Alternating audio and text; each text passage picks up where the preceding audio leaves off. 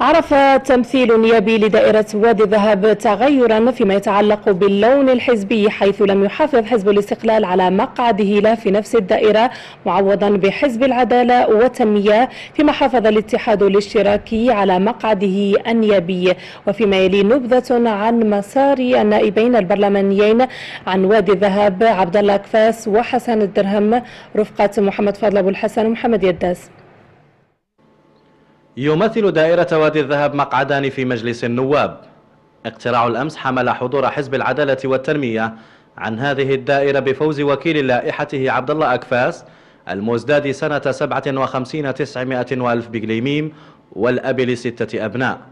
عبد الله أكفاس ذو المستوى الثانوي ناشط في الحقلين السياسي والمدني، حيث فاز بعضوية المجلس الوطني لحزب العدالة والتنمية سنة 2008 وعضوية المجلس البلدي في السنة الموالية، أي في انتخابات 2009 الجماعية، ليتوج هذا المسار بفوزه بمقعد نيابي في اقتراع الأمس.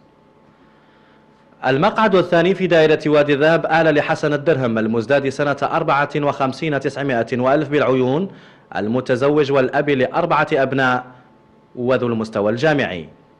استهل حسن الدرهم مساره السياسي سنة 77,900 بعضوية مجلس بلدية العيون عن التجمع الوطني للأحرار، وفي سنة 97,900 فاز بمقعد في مجلس النواب في الفترة النيابية 97,2002 عن التجمع الوطني للأحرار، وفي نفس الفترة ترأس مجلس بلدية المرسى. أما في انتخابات 2007 فقد حافظ حسن الدرهم على مقعده النيابي، لكن هذه المرة بألوان الاتحاد الاشتراكي للقوات الشعبية، حيث ولج مكتب رئاسة مجلس النواب كنائب للرئيس.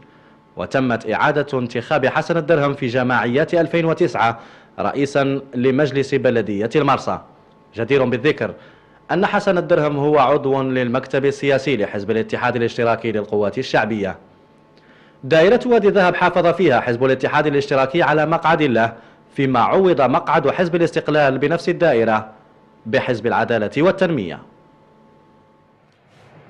بعدما كان يمثلها حزبي الاستقلال والحركة الشعبية، الدائرة الانتخابية لأوسرد بلون حزبي جديد حزب التجمع الوطني للأحرار، واحتفظت بلون حزب الاستقلال. محمد تروزي عد تقريرا مفصلا عن الفائزين بالمقعدين النيابيين المخصصين للدائرة الانتخابية لأوسرد، والتي بلغت فيها نسبة التصويت 72%. بعد الاقتراع والفرز والإحصاء، اختارت صناديق التصويت محمد بوبكر ومحمد لمين حرمة الله ممثلين عن إقليم أوسرد داخل قبة مجلس النواب. محمد بوبكر المزداد سنة 1965 بالقويرة والمتزوج ولديه 3 أبناء ذو المستوى الثانوي في التعليم، دخل عالم الأحزاب سنة 1992 عندما نجح عن الاتحاد الدستوري كعضو ببلدية الداخلة. سنة 1997 حصل على مقعد في مجلس النواب وأصبح رئيس مجلس بلدية القويرة عن الحزب الاشتراكي الديمقراطي، ليجدد نجاحه في مجلس النواب عن نفس الحزب في المرحلة النيابية الموالية، أي في سنة 2002. بعد ذلك بسنة نجح كرئيس لبلدية القويرة عن حزب الاتحاد الديمقراطي. انتقل بعد ذلك نحو حزب الإصالة والمعاصرة ونجح كعضو ببلدية القويرة. واليوم ينجح محمد بوبكر عن حزب التجمع الوطني للأحرار بإقليم أوسرد بعدما حصل على 2129 صوتا من بين 4789 صوتا معبر عنها. وبنفس الدائرة الانتخابية كما أسلفنا الذكر، نجح محمد لمين حرمة الله عن حزب الاستقلال بعدما حصل على 1855 صوتا.